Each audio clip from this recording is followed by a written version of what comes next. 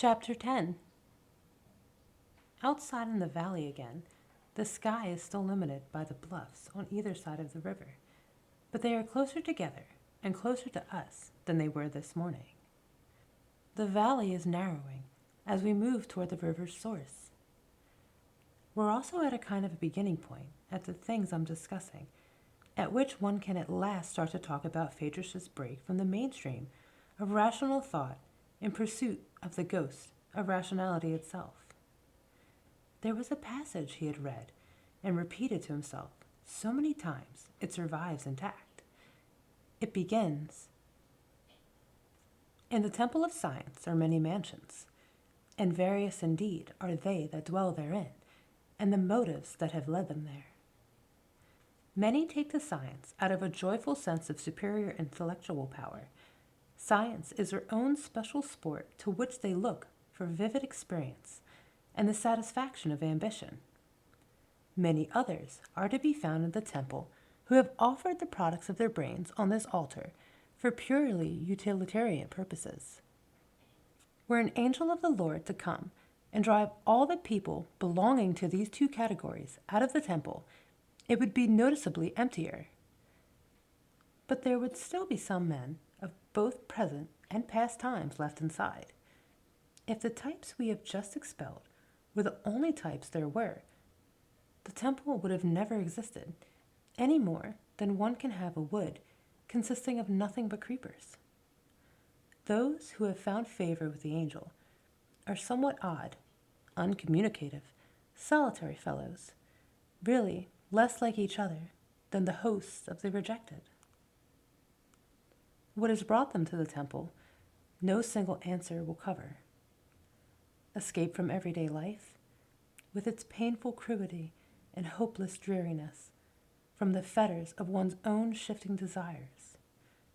A finely tempered nature longs to escape from his noisy, cramped surroundings into the silence of the high mountains, where the eye ranges freely through the still pure air and fondly traces out the restful contours apparently built for eternity. The passage is from a 1918 speech by a young German scientist named Albert Einstein. Phaedrus had finished his first year of university science at the age of 15. His field was already biochemistry, and he intended to specialize in the interface between the organic and inorganic worlds, now known as molecular biology. He didn't think of this as a career for his own personal advancement. He was very young, and it was kind of a noble, idealistic goal. The state of mind which enables a man to do work of this kind is akin to that of religious worshiper or lover. The daily effort comes from no deliberate intention or program, but straight from the heart. If Phaedrus had entered science for ambitious or utilitarian purposes, it may have never occurred to him to ask the questions about the nature of scientific hypothesis as an entity in itself. But he did ask them, and was unsatisfied with the answers. The formation of hypothesis is the most mysterious of all the categories of scientific method. Where they came from, no one knows. A person is sitting somewhere, minding his own business, and suddenly, flash, he understands something he didn't understand before. Until it's tested, the hypothesis isn't truth, for the tests aren't its source. Its source is somewhere else. Einstein had said, "Man tries to make for himself, in the fashion that suits him best, a simplified and intelligible picture of the world. He then tries, to some extent, to substitute this cosmos of his for the world of experience, and thus to overcome it. He makes this cosmos and its construction the pivot of his emotional life in order to find in this way the peace and serenity which he cannot find in the narrow whirlpool of personal experience. The supreme task is to arrive at the universal elementary laws from which the cosmos can be built up by pure deduction. There is no logical path to these laws, only intuition, resting on the sympathetic understanding of experience, can reach them. Intuition, sympathy, strange words for the origin of scientific knowledge. A lesser scientist than Einstein might have said, but scientific knowledge comes from nature. Nature provides the hypothesis. But Einstein understood that nature does not. Nature provides only experimental data. A lesser mind might have then said, well then, man provides the hypothesis. But Einstein denied this too. Nobody, he said, who has really gone into the matter, will deny that in practice, the world of phenomena uniquely determines the theoretical system, in spite of the fact that there is no theoretical bridge between phenomena and their theoretical principles. Friedrich's break occurred when, as a result of laboratory experience, he became interested in hypotheses as entities in themselves. He had noticed again and again in his lab work that what might seem to be the hardest part of scientific work, thinking up the hypothesis, was invariably the easiest. The act of formally writing everything down precisely and clearly seemed to suggest them. As he was testing hypothesis number 1 by experimental method, a flood of other hypotheses would come to mind, and as he was testing these, some more would come to mind, and as he was testing these, still more came to mind, until it became painfully evident that as he continued testing hypotheses and eliminating them or confirming them, their number did not decrease. It actually increased as he went along. At first, he found it amusing. He coined a law intended to have the humor of a Parkinson's law that the number of rational hypotheses that can explain any given phenomenon is infinite. It pleased him never to run out of hypotheses. Even when his experimental work seemed dead-end in every conceivable way, he knew that if he just sat down and muddled about it long enough, sure enough, another hypothesis would come along. And it always did. It was only months after he had coined the law that he had begun to have some doubts about the humor or benefits of it. If true, that law is not a modern flaw in scientific reasoning. The law is completely nihilistic. It is a catastrophic logical disproof of the general validity of all scientific method. If the purpose of scientific method is to select from among a multitude of hypotheses, and if the number of hypotheses grows faster than experimental method can handle, then it is clear that all hypotheses can never be tested. If all hypotheses cannot be tested, then the results of any experiment are inconclusive, and the entire scientific method falls short of its goal of establishing proven knowledge. About this, Einstein had said, "Evolution has shown that at any given moment, out of all conceivable constructions, a single one has always proved to be absolutely superior to the rest," and let it go at that. But to Phaedrus, that was an incredibly weak answer. The phrase, "at any given moment," really shook him. Did Einstein really mean to state that truth was a function of time? To state that would annihilate the most basic presumption of all science. But there it was, the whole history of science, a clear story of continuously new and changing explanations of old facts. The time spans of permanence seemed completely random. He could see no order in them. Some scientific truths seemed to last for centuries, others for less than a year.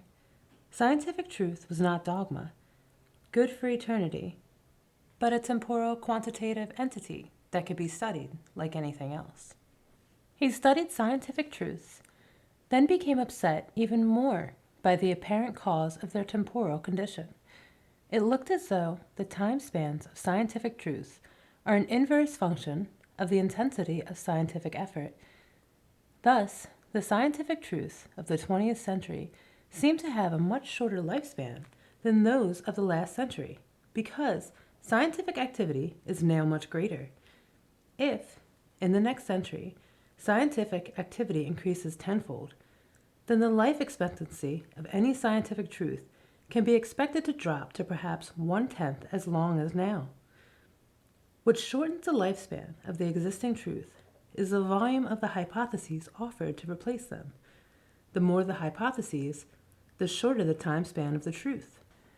And what seems to be causing the number of hypotheses to grow in recent decades seems to be nothing other than scientific method itself. The more you look, the more you see. Instead of selecting one truth from a multitude, you are increasing the multitude. What this means logically is that as you try to move toward unchanging truth through the application of scientific method, you actually do not move toward it at all. You move away from it. It is your application of scientific method that is causing it to change. What Phaedrus observed on a personal level was a phenomenon, profoundly characteristic of the history of science, which has been swept under the carpet for years.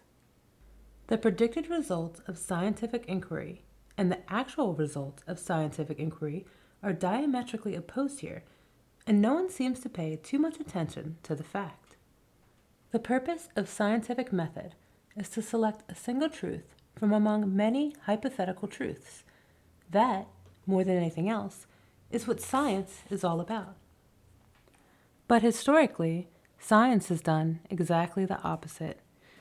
Through multiplication upon multiplication of facts, information, theories, and hypotheses, it is science itself that is leading mankind from single absolute truths to multiple, indeterminate, relative ones. The major producer of social chaos, the indeterminacy of thought and values that rational knowledge is supposed to eliminate, is none other than science itself. And what Phaedrus saw in the isolation of his own laboratory work years ago is now seen everywhere in the technological world today: scientifically produced anti-science. Chaos. It's possible now to look back a little and see why it's important to talk about this person in relation to everything that's been said before concerning the division between classic and romantic realities and the irreconcilability of the two. Unlike the multitude of romantics who are disturbed about the chaotic changes science and technology force upon the human spirit, Phaedrus, with his scientifically trained classic mind, was able to do more than just wring his hands with dismay, or run away, or condemn the whole situation broadside without offering any solutions. As I've said, he did, in the end, offer a number of solutions, but the problem was so deep and so formidable and complex that no one really understood the gravity of what he was resolving, and so failed to understand or misunderstood what he said. The cause of our current social crisis, he would have said, is a genetic defect within the nature of reason itself. And until this genetic defect is cleared, the crisis will continue. Our current modes of rationality are not moving society forward into a better world. They are taking it further and further from that better world. Since the Renaissance, these modes have worked. As long as the need for food, clothing, and shelter is dominant, they will continue to work. But now that for huge masses of people, these needs no longer overwhelm everything else, the whole structure of reason, handed down to us from ancient times, is no longer adequate. It begins to be seen for what it really is: emotionally hollow, aesthetically meaningless, and spiritually empty. That, today, is where it's at, and will continue to be for a long time to come. I have a vision of an angry, continuing social crisis that no one really understands the depth of, let alone has solutions to. I see people like John and Sylvia living lost and alienated from the whole rational structure of civilized life, looking for solutions outside that structure, but finding none that are really satisfactory for long. And then I have a vision of Phaedrus and his lone, isolated abstractions in the laboratory, actually concerned with the same crisis, but starting from another point, moving in the opposite direction. And what I'm trying to do here is to put it all together. It's so big. That's why I seem to wander sometimes. No one the Phaedrus talked to seemed really concerned about this phenomenon that so baffled him. They seemed to say, "We know scientific method is valid, so why ask about it?" Phaedrus didn't understand this attitude, didn't know what to do about it, and because he wasn't a student of science for personal or utilitarian reason, it just stopped him completely.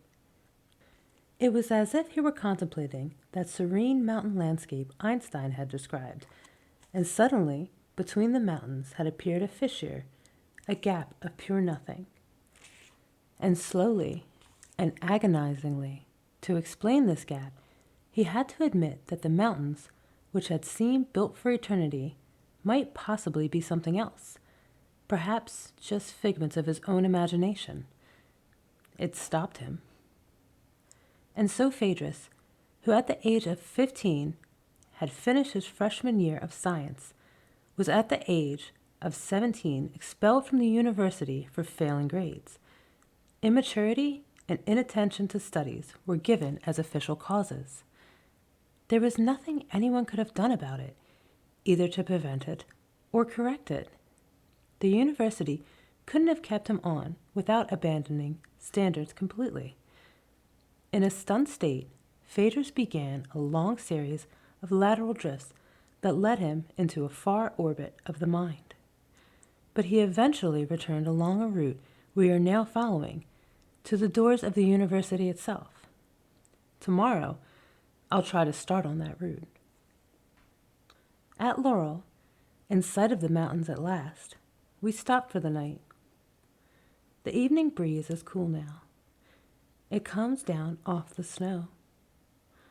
Although the sun must have disappeared behind the mountains an hour ago, there's still good light in the sky from behind the range. Sylvia and John and Chris and I walk up the long main street in the gathering dusk and feel the presence of the mountains, even though we talk about other things. I feel happy to be here, and still a little sad to be here too. Sometimes it's a little better to travel than to arrive.